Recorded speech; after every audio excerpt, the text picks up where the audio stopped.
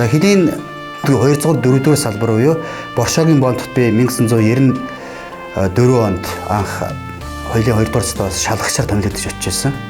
Тэгээд надыг очиход тухайн үед ставын дараагаар нь бэлтгэл одоо дэдвэрндээ сначин тэгээд орлогч орнд Баатар гэж тийм хошууч байсан. Тэгээд Балжин дэдвэрндээ ч бас тухайд бас шалган нэвтрүүлэх бомбтой эрхэлсэн орлогчор бас ингэж ажиллаж байлаа. Би чинь бидний чи очиход надад чи очиход тэнд хоёр муурын байшин байсан шүү дээ шалган нэвтрүүлэх гэж. Нэг талд нь гайл байдаг, нөгөө талд нь манай хилийн шалган нэвтрүүлэх байдаг. Тэгээд гайлд болохоор тухайн үед чинь дараагаар нь Даваа Баатар гэдэг ийм хүн байсан. Манай юуны харьяат. Тэгээд Даалхаа гэж нас орсон талигаач тийм хүн байд. Даалхаа байлаа. Тэгээд одоо энэ ажиллаж байгаа Бат тогтох гайлын гүний гайлын дарга байгаа. Энэ Бат тогтох гэж байсан. Тэгээд Хайду гэж бид бас онжоб байгаа маа. Тийм Хайду маань ажиллаж байлаа. Пагмэгч байсан бомб тэр юуны дараагаар гайлын улсын байцаагчаар. Тэгээд 20 цэрийн улсын байцаагч Сэндэ гэж нэг хүн байсан. Эхнэр нь бас тэнд ажилладаг байлаад манай гэрийн хүн болохоор очиод юу яасан юм. Эрүүл ахуй халдвар судлал улсын хяналтын байцаагч гэдэг албан тушаалд томилогдоод бас инженер тэнд Боршоо бомбт үйл ажиллагаа явуулдаг байсан. Тэгээд шалган дээр болохоор чинь би байлаа, Бат тогтох байлаа. Манай хошууч. Тэгээд Барианжав байсан. Начин даргын эхнэр Жаргал, Балчны Жаргал гэж эмэгтэй ингээд бид дөрөв хоёр-хоёроор ээлжилж бомбын үйл ажиллагааг зохион байгуулж, харуул хамгаалалтыг зохион байгуулж байсан. Тэгээд тухайн үед чинь манай зорчигч тээврийн хэсгүүд маш их байсан. Манай монголчууд ч нөгөө бардак дээр 30 дээр бардак дотроо тэгээд баахан нэг л юу яасан нисэн улсууд 60 дандаа 30 та хойшоо ордог гэсэн бид нар чинь. Орос манай монголчууд тухайн чинь амьдрал нь тийм байлаа, жижиг машин тэрвэр олддоггүй байсан. Тэгээд хоошоо явал хойно хит хоноол орж идэг баахан л юу ятаал болсон. 69 юута 30 дээр бас ачиж гэсэн баахан ачаа болсон. Тэгэл тэр ачаанууд чинь нэг өчлөн гаргаж задлаад тухайн чинь нухаа бараг байдгүй байлаа. Тэгээд бүх юм гараар хийдэг байсан. Дээр нь гарч үзэн тэгээд ачаагийн буулган бид нар чи гүрүш гэдэг давхаргүй өсдөгч байсан тухайн чинь тий. Тэгээд гайлтай хамтарч ажиллаж байгаа учраас мэдээж би зөвхөн тэдний үргээд хайчих болохгүй тэр чинь. Тэгээд Оросын талтайгаа хамтран ажиллаж байлаа.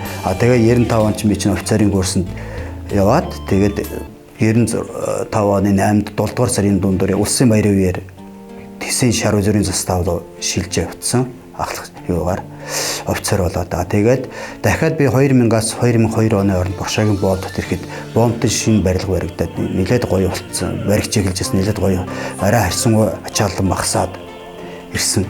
Тэгээд тухайн үед болохоор мэдээж тэр анх очиход бол манай харуулын даргаач нь одоо энэ Уланбаяр жагсаал нар байсан Уланбаяр байлаа. Тэгээд Бүргэгийн гай гэж залуу бид нар чинь 8 харуулын дарга тэгээд 4 шалгагчтай байлаа шүү дээ. Тэгээд одоо энэ хийн байсан Баазрын тэгшээ гэж маш их олон жил тухайн үед шалгагчаар олон жил ажилласан нөхөр энэ байлаа. Гэх жишээтэй ингээд хүмүүс хамтран ажиллаж байлаа. Тэгээд буцаад очиход тэгшээ байсан надад очиход тэгээд манай урлагчаар чинь хэн нэрчсэн. Баатар гээд нэг залуу байсан. Манай Увс аймгийн өндөр ангаас Балжин Булганагийн Балжин гэдэг хошуучийн төрөл тийм хүн байсан. Тэгээд Барианжав миний урлагчаар ажиллаж байлаа.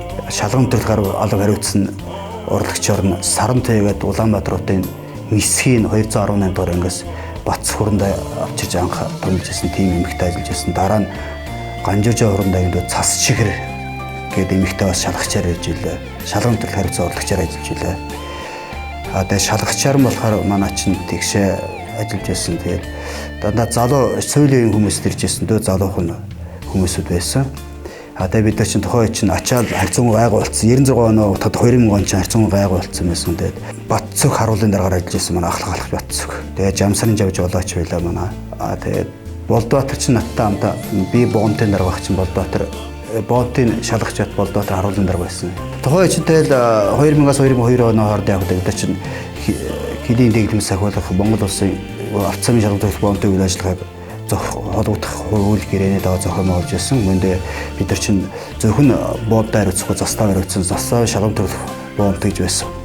Килийн шалгам төрөх бомб гэж байсан. Тэгээд хилдээч өдөр заставаас шалгамаас хариуцдаг байсан. Зөрчил бол нэлээд гардаг байсан.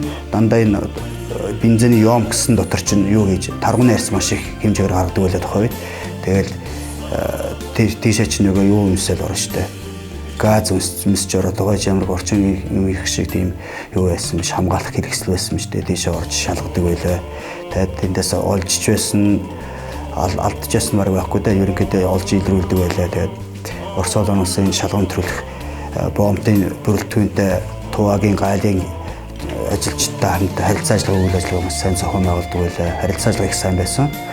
Тэгээд мэдээж сум орон нутгийн өдөрлөг бидний үйл ажиллагаас дэмжиж сайн их харилцаа ажиллагаатай байдаг байлаа.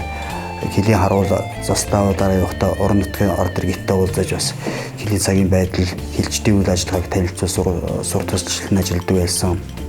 За тэгээд утгагүй бомбынхаа түүхэн 50 жилийн үйл ажиллагаа тохиож байгаа энэ онд тэгэхээр ингээд энэхүү бомбод бид бүхэнтэй хамтран ажиллаж байсан эрхэм хүндэт хилчин офицер ахлагч ажилчид тэдний үр хүүхдүүд тэгээд хилийн хил хамгаалах байгууллагад хамтран ажиллаж байсан гайл бусад хилийн хяналтын байгууллагуудын ажилтны албаагчид бид бүхний үйл ажиллагаа дэмжиж сум орон нутгийн удирдлагууд та бүхэндээ хилийн шалган төрлөх бомбын үйл ажиллагааг бомбд байгуулагдсны түүхэн 50 жилийн өмнө баярын мэдлэгээ хүргээд аз жаргал ирүүлэх энэ хороогийн хамгийн сайн сайхан хүнийг хүсэн өрөө тэгээд